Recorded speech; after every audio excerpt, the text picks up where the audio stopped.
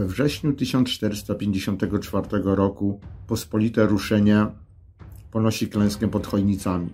Początek wojny z zakonem nie jest udany. Krzyżacy dość szybko odzyskują utracone miasta, ale od początku. 4 lutego 1454 roku wybucha powstanie Związku Pruskiego, organizacji grupującej średnią szlachtę i mieszczan, przeciwko kierowanemu przez wielkiego mistrza Ludwisa von Ehrlichhausena zakonowi krzyżackiemu.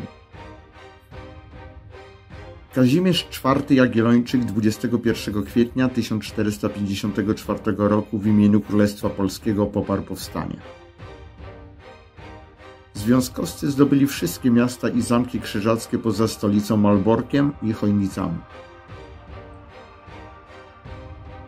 Krzyżacy po klęsce Polaków pod Chojnicami rozpoczynają kontrofensywę, ale brak funduszy ogranicza ich działania.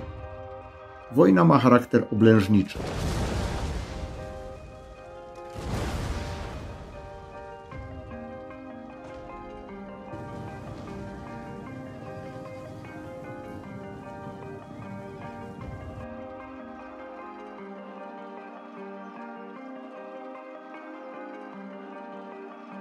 Zmuszanie miast do kapitulacji głodem, najazdy i plądrowanie.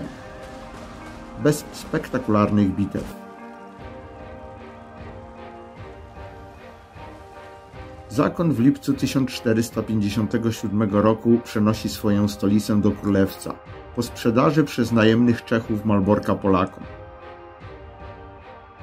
Wykorzystując niezadowolenie ludności wyczerpanej wojną i zniechęconej podniesionymi podatkami, opanował w latach 1457-1461 szereg twierdz nad Dolną Wisłą i Łyną, wraz z miastem Malbork i Chełmnem, paraliżując wiślany handel miast pomorskich. Nowy uchwalony podatek w Polsce oraz pomoc finansowa miast pruskich, których mieszkańcy pragną przyłączyć się do Polski, umożliwia królowi polskiemu zaciąg wojsk najemnych. Król powierzył dowodzenie tą armią burgrabiemu krakowskiemu Piotrowi Duninowi, który na czele nielicznych, ale dobrze wyszkolonych wojsk zaciężnych rozpoczął w październiku 1461 roku ofensywę, dążącą do odcięcia zachodniego Pomorza od Prus.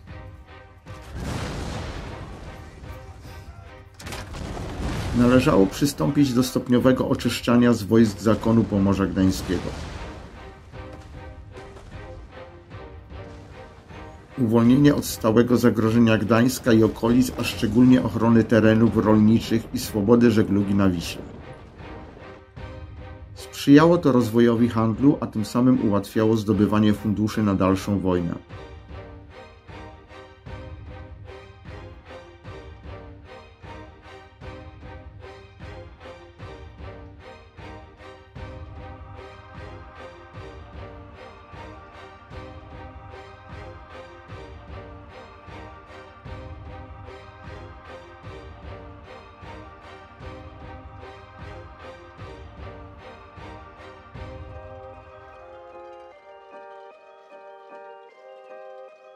We wrześniu pod wsią Świecino dochodzi do spotkania armii.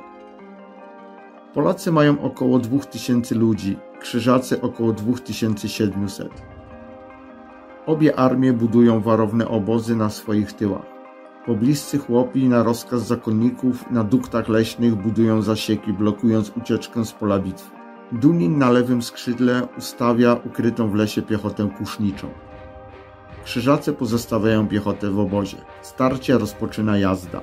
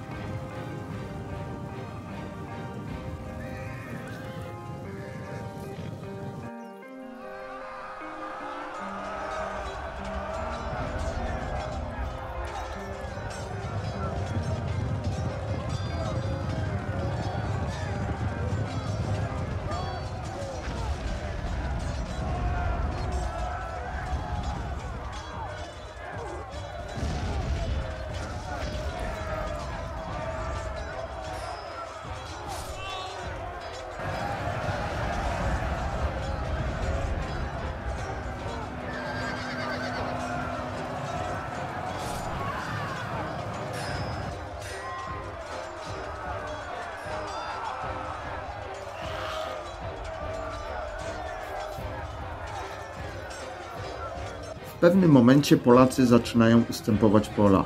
Wycofują się, podprowadzając chówce zakonu pod las. Tu rozpoczyna się śmiertelny ostrzał polskich kuszników.